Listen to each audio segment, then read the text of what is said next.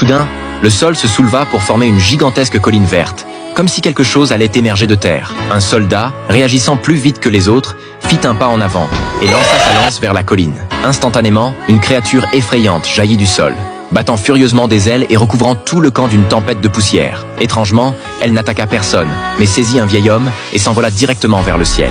Les soldats tentèrent de résister, mais la créature utilisa un sort et 1000 flèches se transformèrent en cendres en un instant. Le vieil homme était complètement désorienté. Il ne reconnaissait pas cette monstruosité et ne comprenait pas pourquoi elle l'avait sauvé. Mais lorsque la créature pointa du doigt son manteau, tout devint clair. 20 ans plus tôt, Jack, alors qu'il cueillait des herbes dans la montagne, avait découvert un bébé abandonné à la peau bleue. Bien qu'il ait immédiatement reconnu que ce n'était pas un être humain, la petite créature semblait si vulnérable et pitoyable. Jack, au cœur pur, décida malgré tout de l'adopter. À ce moment-là, un exorciste surgit, insistant pour tuer le monstre. Il affirmait que c'était l'enfant d'un démon et qu'il causerait des catastrophes s'il restait dans le monde des hommes. Mais Jack croyait que même si c'était un démon, sa nature dépendait de la manière dont il serait élevé. Voyant que Jack était déterminé, un immortel proposa de prendre l'enfant et de l'élever sur la montagne des immortels, un paradis caché. Jack accepta finalement, et pour pouvoir l'identifier plus tard, il nomma l'enfant Foudre.